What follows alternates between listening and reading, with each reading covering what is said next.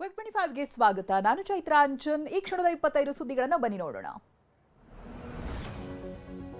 ಧರ್ಮಸ್ಥಳದಲ್ಲಿ ಅಸ್ಥಿ ಪಂಜರಗಳಿಗಾಗಿ ಎರಡನೇ ದಿನವೂ ಕೂಡ ಹುಡುಕಾಟ ಮುಂದುವರೆದಿದೆ. ನೇತ್ರಾವತಿ ತೀರದಲ್ಲಿ ದೂರುದಾರ ಗುರುತು ಹಾಕಿದಂತ ಸ್ಥಳದಲ್ಲಿ ಎರಡನೇ ದಿನ ಉತ್ಖನನ ಆರಂಭ ಆಗಿದೆ. ಇಂದಿನ ಶೋಧ ಕಾರ್ಯದಲ್ಲಿ 30ಕ್ಕೂ ಹೆಚ್ಚು ಕಾರ್ಮಿಕರು ಭಾಗಿಯಾಗಿದ್ದಾರೆ. ಧರ್ಮಸ್ಥಳದಲ್ಲಿ ಶವ ಹೂತ್ ಹಾಕಿರುವುದಾಗಿ ಆರೋಪಿಸಿರುವ ದೂರುದಾರ ಸುಮಾರು 13 ಕಡೆಗಳನ್ನ ಎಸ್ಐಟಿ ಅಧಿಕಾರಿಗಳಿಗೆ ತೋರಿಸಿದ್ದ. ಈ ಪೈಕಿ ನಿನ್ನೆ ಒಂದು ಪಾಯಿಂಟ್ನಲ್ಲಿ ಅಗೆಯಲಾಗಿತ್ತು. ಇವತ್ತು ಎರಡನೇ ಪಾಯಿಂಟ್ನಲ್ಲಿ ಶೋಧ ಕಾರ್ಯ ಮುಂದುವರೆದಿದೆ. ಮಾಜಿ ಸಂಸದ ಪ್ರಜ್ವಲ್ ರೇವಣ್ಣ ವಿರುದ್ಧದ ಅತ್ಯಾಚಾರ ಪ್ರಕರಣಕ್ಕೆ ಸಂಬಂಧಪಟ್ಟ ಹಾಗೆ ಆಗಸ್ಟ್ 1ಕ್ಕೆ ತೀರ್ಪು ಪ್ರಕಟವಾಗಲಿದೆ. ಪ್ರಕರಣದಲ್ಲಿ ಸ್ಪಷ್ಟೀಕರಣ ಬೇಕಿದ್ರಿಂದ ಇಂದಿನ ತೀರ್ಪನ್ನ ನ್ಯಾಯಾಧೀಶರು ಆಗಸ್ಟ್ 1 ಅಂತ ಹೇಳಿದ್ರೆ ಶುಕ್ರವಾರಕ್ಕೆ ಮುಂದೂಡಿದ್ದಾರೆ. ಬೆಂಗಳೂರಿನ ನಂದಿನಿ ಲೇಔಟ್ನಲ್ಲಿ ಕಾಂಗ್ರೆಸ್ ಕಾರ್ಯಕರ್ತ ಆಟೋಗೆ ಕಿಡಿಗೇಡಿಗಳು acid ಎರಚಿದ್ದಾರೆ.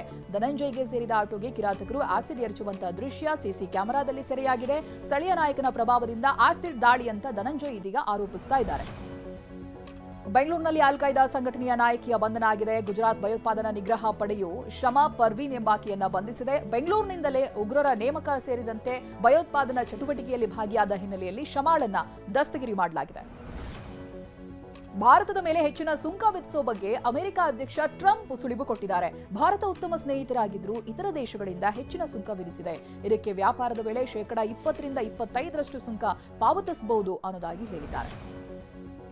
Captain cool MS Dhoni ಹೊಸ ಹೇರ್ ಸ್ಟೈಲ್ ನೋಡಿ ಅಭಿಮಾನಿಗಳು ಫಿದಾ ಆಗಿದ್ದಾರೆ. ಖ್ಯಾತ ಕೇಶ ವಿನ್ಯಾಸಕ ಆಲಿಮ್ ಹಕೀಂ ಧೋನಿ ಅವರ ಹೊಸ ಫೋಟೋವನ್ನ ಶೇರ್ ಮಾಡ್ಕೊಂಡಿದ್ದಾರೆ. ಈ ಫೋಟೋಗೆ ಫ್ಯಾನ್ಸ್ ಕಾಮೆಂಟ್ ಮಾಡ್ತಾ ಇದ್ದಾರೆ.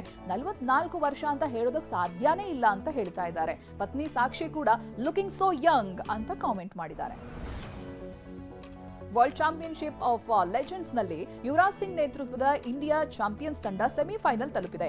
ಮಂಗಳವಾರ ವೆಸ್ಟ್ ಇಂಡೀಸ್ ಚಾಂಪಿಯನ್ಸ್ ವಿರುದ್ಧವಾಗಿ ನಡೆದ ಪಂದ್ಯದಲ್ಲಿ ಭಾರತ ತಂಡ ಅದ್ಭುತ ಪ್ರದರ್ಶನ ನೀಡಿದೆ.